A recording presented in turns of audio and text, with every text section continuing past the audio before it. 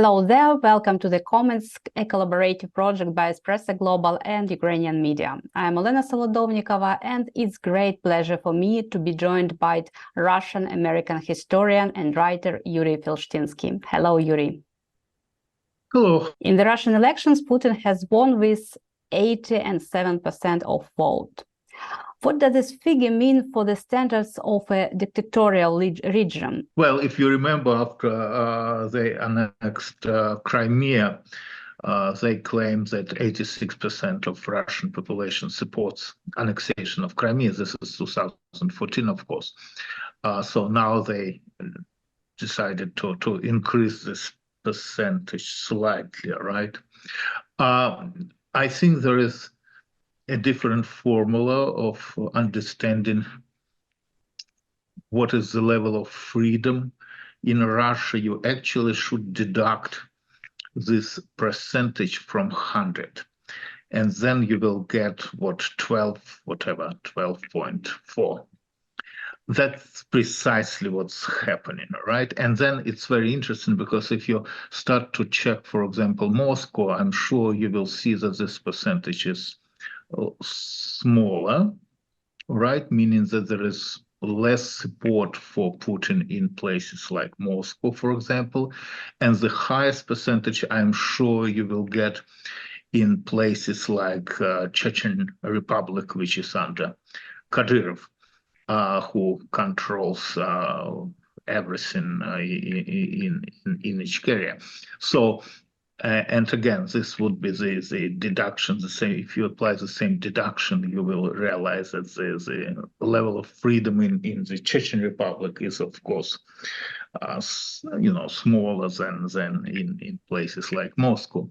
But anyway, look, we know that there are no elections. Indeed, the Soviet Union existed until this similar system until 1991, right?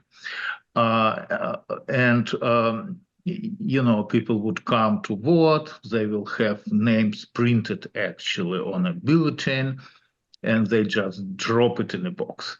And it was like whatever, usually 92% or 96% of support for the Soviet government. Until, of course, in August of 91, this support went to zero level. So suddenly, so we should not pay attention, of course, to these numbers. It is important to understand that Russia is a country where by law, which was introduced several years ago, the computer which calculates votes of people is under the control of the FSB. This is by law. And the FSB is responsible for quote-unquote safety of that computer. And then, of course, recently, this was probably again like 2-3 years ago, there was a law passed allowing a remote voting system. What is actually, good thing to have. You do not have to travel if you do not want to, especially in places like Russia, where there are some areas there are no roads and distances are huge. But in reality, in today's Russia, this creates a possibility for the government, which is the FSB again, to add votes of those people who indeed did not go to vote for the favorite candidate. So that's why, again, since the FSB controls the computer and controls the counting, and the government, of course, is basically is part of the FSB, or the FSB is part of the government, we have no way to check what the real support of population is, and this again taken into account that there is no freedom of press, that TV is controlled by government, newspapers controlled by government, propaganda level is unbelievably high. So we were not expecting that Putin would lose this elections. Yes, but it seems to me that this time even a fake election race was created. In particular, the relatively new face Nadezhdin was not even registered. Is Putin afraid of that new candidates will become more popular, or he simply does not consider it necessary to work hard? Well, you see, we should mention, of course, that Navalny was killed prior to elections, and of course he was in prison. He was not participating in those elections, but he was probably the most popular politician if he would be, free and if he would be allowed to participate. All those ifs never happened, but nevertheless, I'm sure that the idea was to kill him before the election so people would not start to write down his name in those bulletins. Those people who are in charge of Russia, in addition to everything what we know about them, they are also extremely paranoid, and this is so important for them that they usually try to prevent everything and kill all opponents before the event would come. And this was the case, of course, with the murder of Boris Nemtsov, who was a very popular politician and who, technically speaking, would run for presidency. And then, of course, with Navalny, also he could not run because he was in prison. But for them, this is not enough. For them, the only sure thing is when the person is dead. So it's a long story, unfortunately, because Putin became president, of course, in 2000. But even in 2000, he became president not through really elections, but through manipulation of the constitution, because for this Yeltsin had to resign 4 months before his term expired, well, 5 months technically, probably, and to name Putin acting president of Russia. And then, of course, Putin was kind of, moved from position of acting president to presidency, again through the explosion of apartment buildings in Moscow, through the beginning of the Second Chechen War. We would not call this fair elections, of course. And this was 2000. And then starting 2004, he already ruled in a country which had no freedom of press. In 2003, Khodorkovsky was arrested, Michael Khodorkovsky, and Yukos was destroyed. And this is not, we could say that this is like a business event, but it was not. This was also an indication that all those rich people who have money and who think that they could participate in political activity of Russia actually should not participate, because then their businesses would be ruined, like Yukos company. And then, of course, we know, right? He replaced himself with Medvedev because he could not run for the third term by law, according to Russian constitution. Then he came back to power, although this was very questionable and actually unconstitutional, because in constitution it was said that you could be the president for 2 terms only. Now they pretended after this Medvedev break, he could run again for 2 more terms. Then they changed 4 years to 6 years.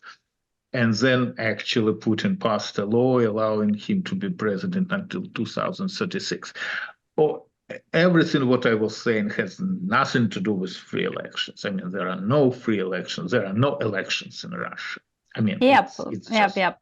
By the way, in your opinion, is Medvedev really out of mind, crazy, or is he playing a role of the clone that Zhirinovsky used to play? Because recently Medvedev has articulated some ideas saying that Russia expects from the so-called armistice in Ukraine. Why did he did say that? And that was no like a joke. That was like a really statement. Well, Zhirinovsky, if you compare him to Medvedev, is looks like a liberal-minded person. I think the answer is the following. Well, number one, that's actually, believe it or not, that's what Medvedev was thinking all these years, even when he was prime minister, even when he was the president. It just, he was not, he could not allow his, these thoughts to be published or to be said. Now he is like a free person, and he Oh. could say about the West and Ukrainians what he was thinking, all his life about these people and about his former colleagues. And I actually, every time I read his texts, which are absolutely incredible, and I just, really would like everybody who wants to understand what's happening in Russia now to read those texts, because he's really outspoken. And again, he's like a free bird. He's flying, without any limits, without any limitations. He's saying what he wants to say finally. And Medvedev is important for us because he's very close to Putin. We know this. So he basically is saying what Putin still doesn't want to say. Well, Putin is saying the same, but Putin is trying to limit himself in the amount of words and amount of time when he spends on those interviews. But again, even Putin in the last interviews became more aggressive, when we think about all his interviews where he is basically saying that he would nuke the world, right, if it's necessary. But Medvedev is absolutely marvelous, of course, because this is so ridiculous. But what's important to understand is that's precisely is the stage of development of the Russian Federation. That's what it is. This is reality. This is not fake. This is not joke. When he published his first text, there were reports that, well, those hackers, then they just, this is not Medvedev. It's impossible. This is not Medvedev. Then he went out saying, well, no, this is me. I mean, this is my text. And then, of course, there were publications and people were saying, oh, he's drinking. I mean, Yep. he probably he's not responsible for his words. And I specifically checked the timing of all those texts. I mean, this were early morning texts, 9 a.m., 10 a.m., 12 noon. It's not that this is a drunk person who is writing it. He was absolutely sober. No, that's what he thinks, and it helps us to understand with what we are dealing. And the danger is real. The war is real. They're not going to stop with Ukraine. Actually, if you read his text, it's clear that they're not going to stop with Ukraine. They're not going to stop with Moldova. They're not going to stop with the Baltic states and with Poland. They want everything. And when we think that, well, how could a person plans to have everything? It's actually very simple. It happened. It happened in history. It happened Well, let's start, and I do not want to go deep into history, but let's start with Napoleon, who had plans which were extreme for Europe of those days. Let's start with or continue with the theory of world revolution, which actually included the control of everything by the world communist government. Let's continue with Trotsky's theory of permanent revolution, which again presumed that you would have this permanent war until the revolution won all over the world. And then let's look at Stalin, who basically slightly modernized the theory of world revolution and Trotsky permanent revolution, and took half of Europe by 1945 and planned to move further. But the problem was that Americans developed nuclear weapons in 1945, and the Soviet Union didn't have it yet. So Stalin had to stop, and he was extremely unhappy with the results of the Second World War. But the nuclear weapon forced the governments to rethink the reality, and the Soviet government actually came to a conclusion, and this is important, that a nuclear war could not be won. And for this reason, something should replace the old theory of world revolution. And that's how peaceful coexistence appeared.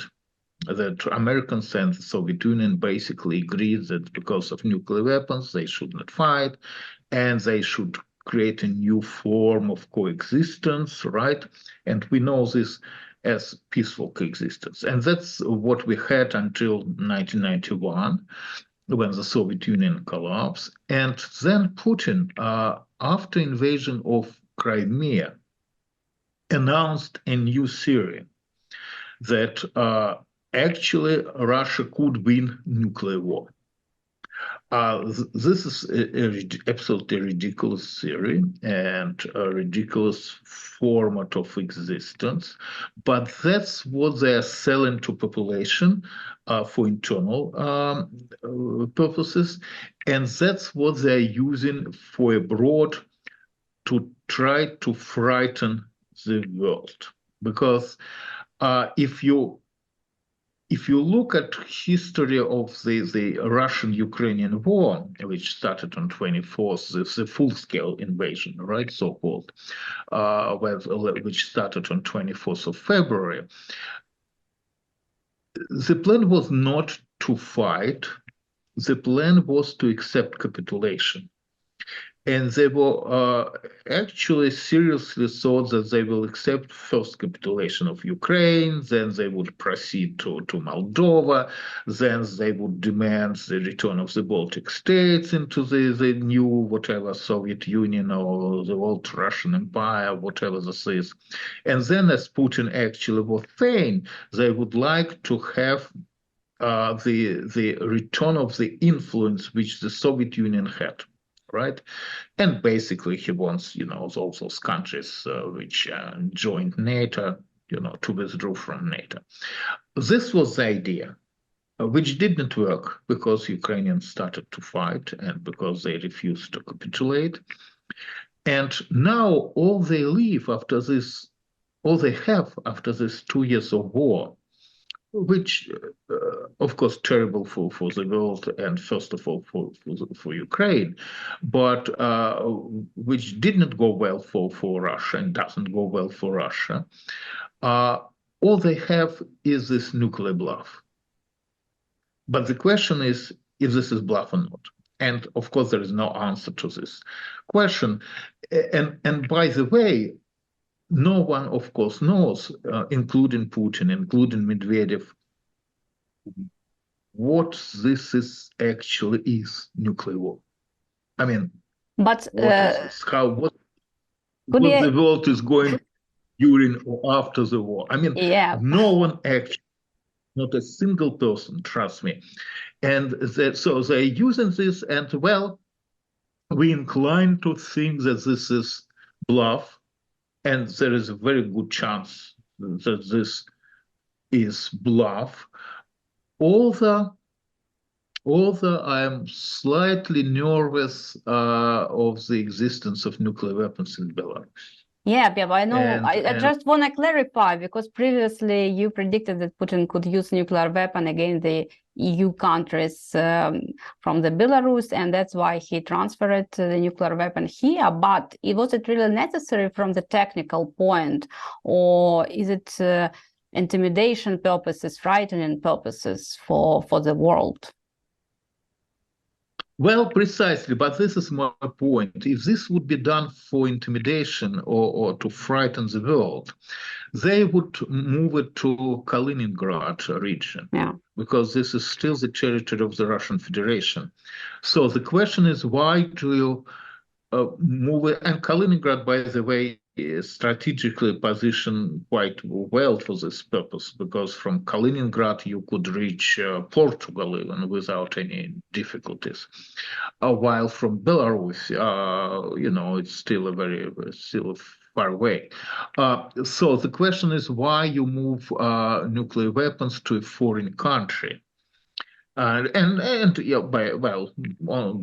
Technically speaking, or they're saying that, well, we control it. That's true, because they are not allowed to give it to Belarus, because the agreement which they signed in 2010, I believe, right? But nevertheless, this creates a possibility of nuclear strike from Belarus, not from the Russian Federation. And the calculation might be that the retaliation in this case would be against Belarus and not against the Russian Federation, while, of course, the strike goes against Europe. And this scenario especially becomes very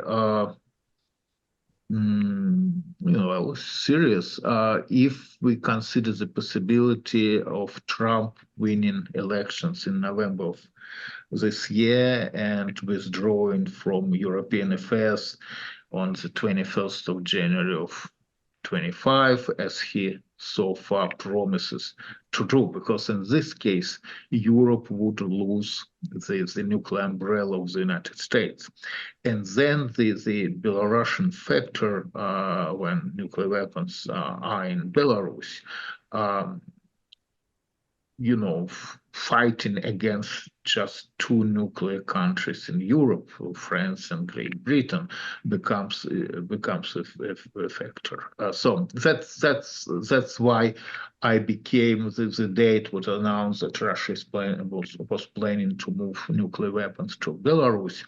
I became very nervous about this, not because nuclear weapons were moved closer to Europe. This doesn't really important from the point of view of distance, but because they probably were preparing for this hybrid kind of nuclear war and do something without their hands. Yep. So this is not Russia. These are not Russians. Those weapons were kidnapped by Ukrainians or by terrorists, and we are not responsible, etc., etc., etc. That's what I am afraid of. But now Ukrainians use the technique. There are no us here. I mean, how do you feel about the actions of Russian militias groups that have seized some Russian regions? And why wasn't their offensive, wasn't there quickly suppressed? Well,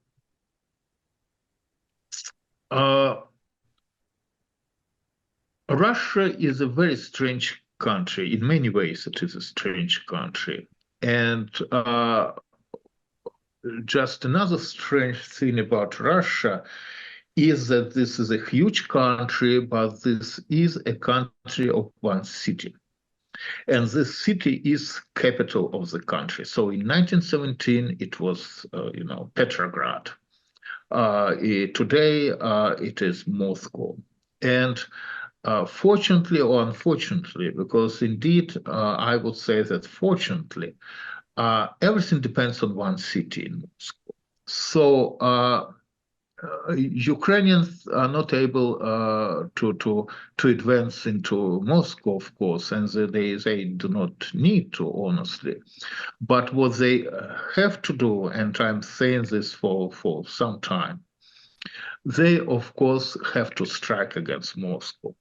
So personally, I think that, I mean, it sounds great that, Russian troops which are opposing Putin's regime are entering Russian territory from Ukraine and fighting in Belgorod district or region. But I think it doesn't matter. I think what is matter is Moscow, and Putin actually does not care if there is a fighting, along the Russian-Ukrainian border. Again, as long as Moscow is safe. So I think that's what not Ukrainians, because Ukrainians would do it tomorrow if they would have opportunity to strike against Moscow. They do not have weapons to do this, and I think what should be done, and I guess everybody knows what should be done. What should be done is that Ukrainians should get from the West all weapons they need to fight this war and to win this war. And for 2 years, unfortunately, the West helps Ukraine, but at the same time does everything what is in their power not to allow Ukrainians to win this war. And if, this war might be over in 2 weeks, a long time ago, and it might be over in 2 weeks now if Ukrainians will get what they need from the Western, alliances and strike against Moscow. And then this war will be over, because that's the only thing which Putin, his regime, his government, whatever, would not survive. The rest doesn't really matter. The half of the country could go underwater tomorrow. No one will, the Russian TV will not report about this, and no one would notice about this. They are not drafting, for example, people from Moscow into army for a reason, right? They do not draft people from St. Petersburg into army for the same reason, right? They want those cities to be safe. And if you talk to Russian citizens living in those cities, and they're still traveling, or they're still in Europe, they're still in the United States, they're explaining you honestly that they nothing is happening, that they do not really feel this war. Indeed, this is not a war. This is a certain activity, which is conducted far away in Ukraine. And Moscow lives as if nothing happens. People go to concerts, to exhibitions, to restaurants, to cafes, and nothing is happening. Nothing changed. And many of those people, by the way, explain you that indeed life is better now because salaries are higher, no unemployment, no crime because everybody is afraid of everything. So that's what the problem is. So Belgorod, could be destroyed tomorrow, but this will not change the course of the war. The strikes against Moscow will.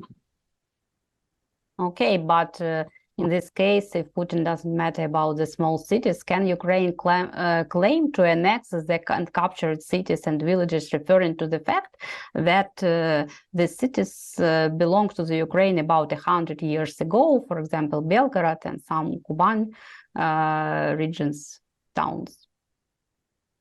Who will take their territory? No, I understand. But, we know that Ukrainians are civilized people and they're not going to change the borders established after 1991, right? No one plans to do this except for Russia. And that's how this aggression started, right, with Putin's idea to recreate the old Soviet Union or something similar to the old Soviet Union.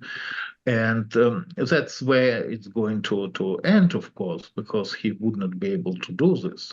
But unfortunately, we are dealing with people again. We are dealing with people who came to rule this country on behalf of the FSB. Indeed, the Russian Federation is the only country where the state security is running the entire country. This actually never happened in world's history. This just never happened. We had, monarchs, dictators, political parties running countries, but state security would never run a country. And in Russia, this happened in 2000, and they are running this country without any political control. In the Soviet Union, again, KGB was very powerful, as we know, but they had political control of the Communist Party.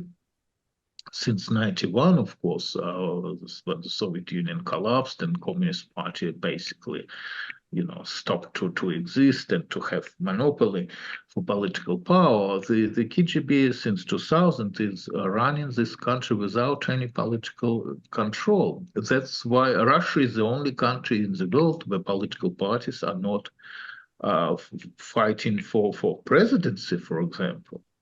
I mean, even today, right, in this election, so-called, these are just, some private individuals, right, which would compete with Putin, quote unquote, but no political parties. Political parties are all, basically they cease to exist. They are very weak, and this was done on purpose, so they would not compete with the FSB for power. The only serious power in Russia is the FSB, and so that's why we have all this first misunderstandings with Russia, because European leaders actually could not figure out what's actually happening, what's going on in this strange country under the name Russia, which was always strange and always complicated. Well, we should talk to them, we should listen them, we should pay attention to what they want, and indeed, somehow it worked for Russia. You see, when Putin is saying that the collapse of the Soviet Union is the greatest geopolitical catastrophe and tragedy for Russian people, and he's thinking about, fixing this, everybody's listening somehow. Well, maybe he has a point. Maybe we should, discuss his problems. If the King of England would state tomorrow that the collapse of British Empire is a major geopolitical catastrophe and tragedy for British people, and he would like to get back the United States and India,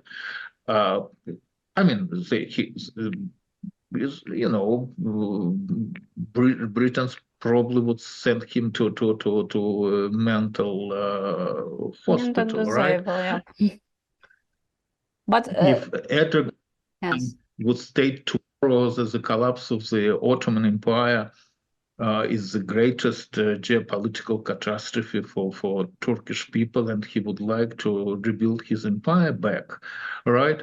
No one would discuss this. But when Putin is saying that, well, actually, Ukraine is part of Russia, there is no such country, there is no such people, there is no such language, everybody is seriously discussing, well, is there a point here? Should we look into history?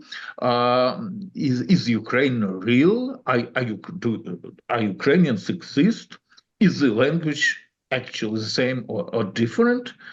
That's unfortunately what provoked this conflict, if we think about Western reaction. But on practical level, of course, the invasion of 2008 of Georgia, which was unnoticed actually provoked this war, the invasion of 2014 and annexation of Crimea, which basically was allowed, provoked this war. So this war could be stopped many times. And as a historian, looking back, looking back at the history of First World War, Second World War, looking back, you understand that there was, some clever moves, simple moves to stop the tragedy. Somehow it's never done, and unfortunately, I'm afraid it's not going to be done even now, because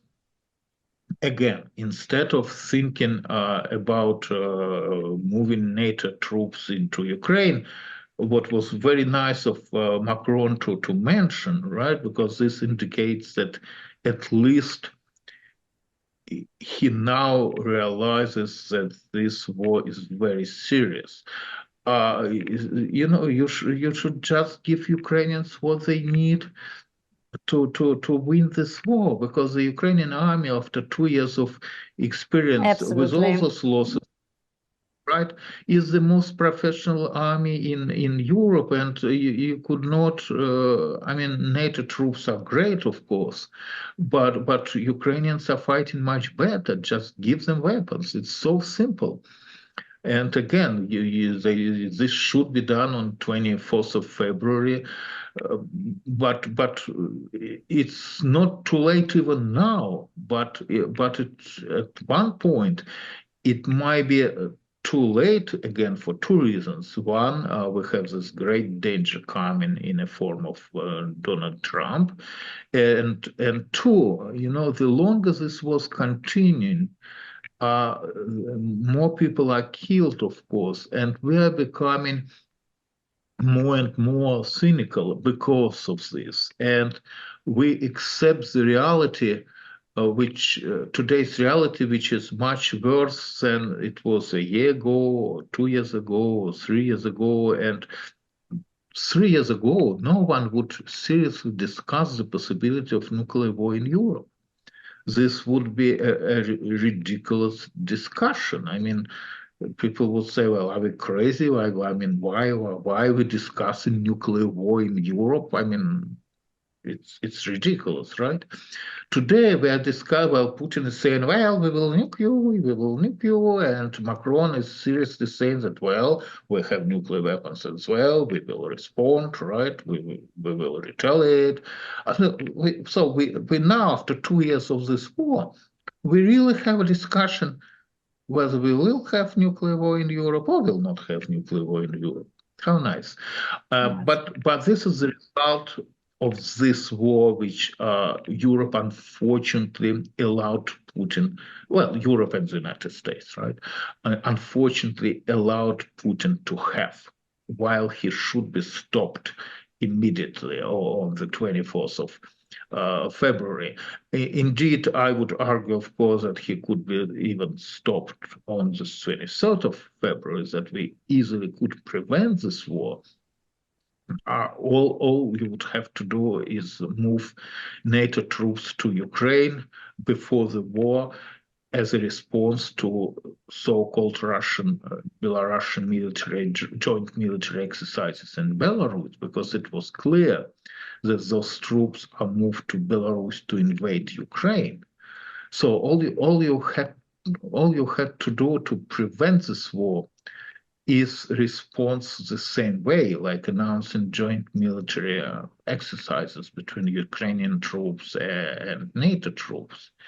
And Putin probably, I mean, there is no proof, but probably Putin would not invade. But again, I'm thinking and talking as a historian now.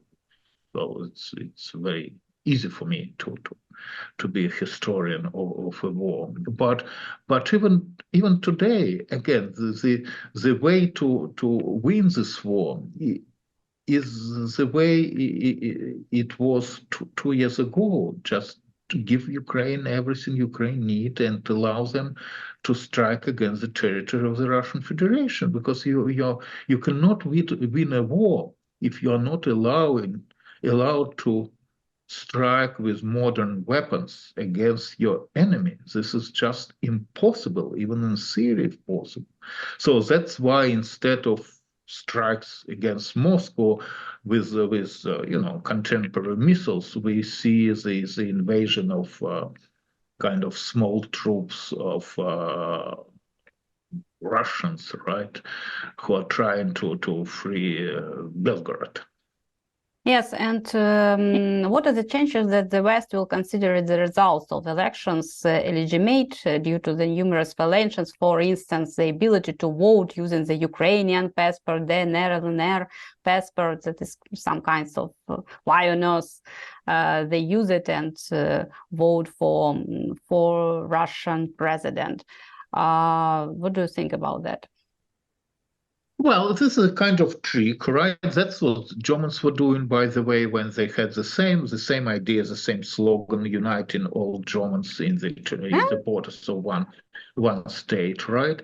And so what Russia was doing and is doing, they are issuing passports to citizens of other countries. Well, those who are, of course, ready to got those passports. So they are issuing Russian passports to citizens of, for example, inhabitants of Abkhazia and South Ossetia in Georgia prior to invasion, because then you claim that you're invading because you need to defend Russian citizens living in another country. Right, that's what they were saying in 2008. That's what they're doing in Moldova now. They already issued, as Dmitry Medvedev, by the way, said in one of his texts, that they issued 220,000 Russian passports. These are mainly, of course, inhabitants of Transnistria. This is a region of Moldova which traditionally where Russians are living, but then the idea is that, of course, as soon as they reach by land the borders of Transnistria, they would organize a war similar to the Ukrainian one in Moldova. So that's why they are striking against Odessa, right? Because they have this idea to move to Moldova, to cut Ukraine from the Black Sea completely, and to proceed to Moldova. And they're doing the same in eastern Ukraine. They were doing this since 2014, probably even earlier. That's why those passports are important, because again, with Russian citizens living quote unquote abroad, right? They always have this claim that they're invading to defend Russian citizens living in like the Baltic states, for example, right? In Moldova, in Ukraine. Nothing new. Stalin was actually, when Stalin invaded Poland on 17th of September 1939, the claim was that they are liberating Ukrainians and Belarusians living in eastern Poland. So this is the old trick, but which we easily would ignore, except that it's happening, that they're invading countries, like country after country, and this is the plan. And by the way, again, if we read Medvedev text, what he's saying, and Putin was saying the same, but Medvedev is doing this in better way for us to understand that we are not going to stop, we are not going to go back, and if it takes us dozens of years to destroy Ukraine, we will fight for dozens of years. So they're in a stage of permanent war. The Russian economy actually, slightly reformed itself. And in this format, they are able to conduct this war, permanently. This is unfortunately, again, what we are dealing with. The Russian economy is supplying the Russian army with ammunition.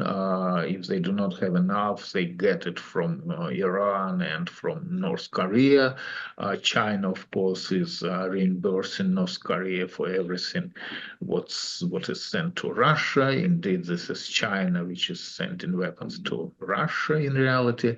And ruble is not doing great, but nevertheless, it's comparatively stable. So, and again, Russia is a country where the government historically doesn't care how many people are killed, and Putin is ready to lose in this war as many people as necessary. He doesn't care. He doesn't care, and historically, Russia usually would lose millions of people in wars.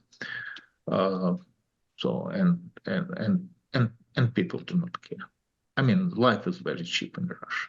Yes, unfortunately. And of course, at the end, I wanted to ask you about the death of Alexei Navalny. And Putin claims that he agreed to the exchange Navalny a few days before his death in a prison colony. Why he make his statement and why he mentioned Navalny by the name at the first time? What does it mean?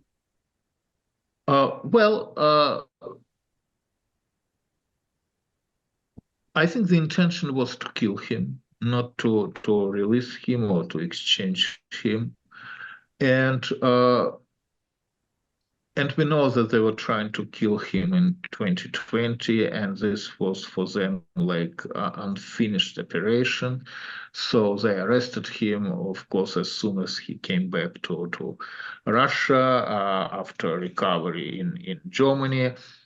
They sentenced him to a very long term. And what's important, I think, to understand is that they were worsening his conditions in prison every other month. They are moving him from one prison into another, and that other prison every time would be worse than the previous one. So indeed, they were trying to kill him. I mean, I do not know if he was killed, technically speaking, or whether he died of quote-unquote natural causes in prison, in colony. But the idea was that sooner or later his body simply would not be able to survive the conditions and would die. And that's probably precisely what happened. So I do not know if they really discuss the exchange of Navalny, probably for Krasikov, who was sentenced in Germany for the murder of a Chechen immigrant. But as we know, they did not intend to leave him alive. And you see, if you look at Skripal's, for example, story, he was exchanged. I mean, Skripal was exchanged. This was the Russian government which sent Skripal abroad in exchange for somebody else, right? And then they killed him anyway. Well, they, technically speaking, maybe did not kill him, but we did not see him since the poisoning, and this is an indication that he is not in a good, in good conditions. Now, I do not know if he is alive or not, but even if they would exchange Navalny, they would kill him anyway. Abroad, yeah. But another classic. yes. So, but do you think that? As for me, now Yulia Navalny has been officially chosen for represented Russian opposition movement, and can she cope with this role without any political experience? Well, I was and I am skeptical about possibilities of Russia to deal with Putin with internal forces. I think there is no opposition is not strong enough. Indeed, it's extremely weak. It's basically non-existent. In Russia, there are no political parties which are against Putin and his regime. There are no organizations which are against this regime. Russia in a state of war now, and this regime could be taken down only by force, by people with who are armed, right? And in Russia, the only three groups of people who are armed are the army, of course, the FSB, and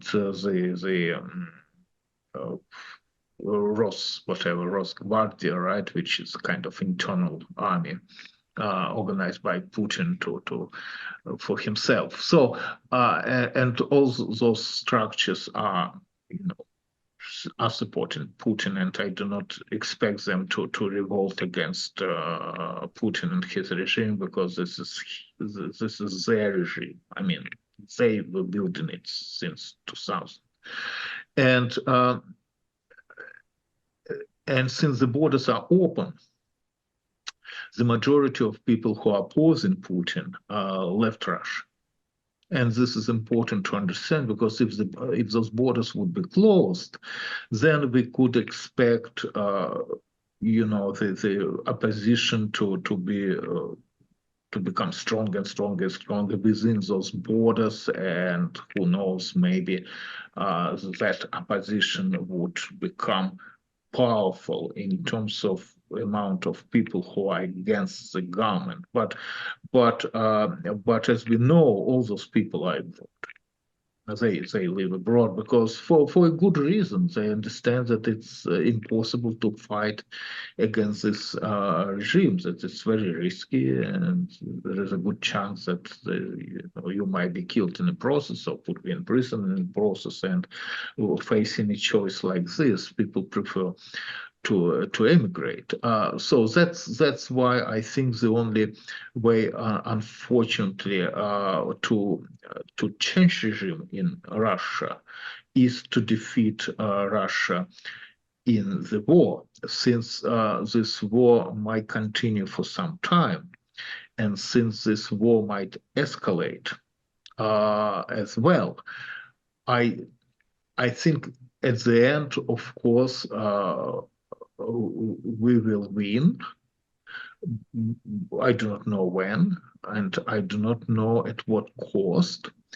But you see, looking again as a historian at the history of Second World War, we know that it took Germany approximately 75 years to become a normal country. In other words, we would have, after this war, we would have to wait until all people who were born and lived during this war would die, and only after this, probably Europe, and first of all Ukrainians, would forgive Russia for this war. So I think it's too early to try to think and to build new Russia now. I think this time will come, but this time will come only after Russia is defeated in this war. And that's the objective, that's the goal now, to defeat Russia, not to try to reform Russia now. This is impossible. Not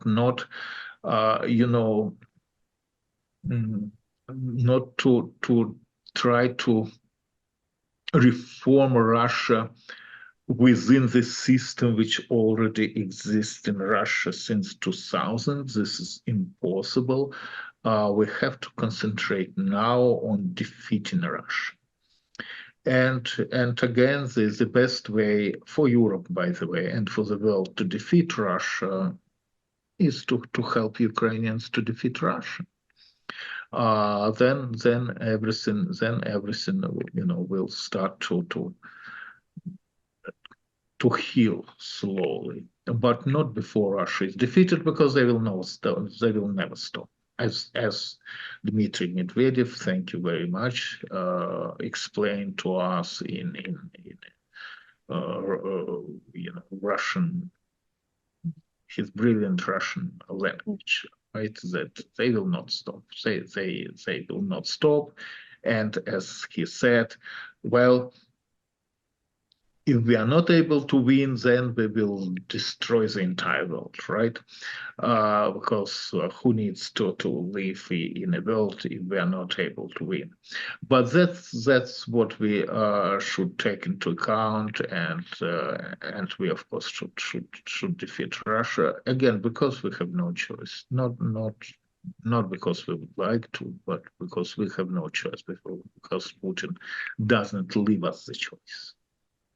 Yeah, excellent. Thank you for sharing time with us. I hope you join us next time. Thank you very much. Thank you.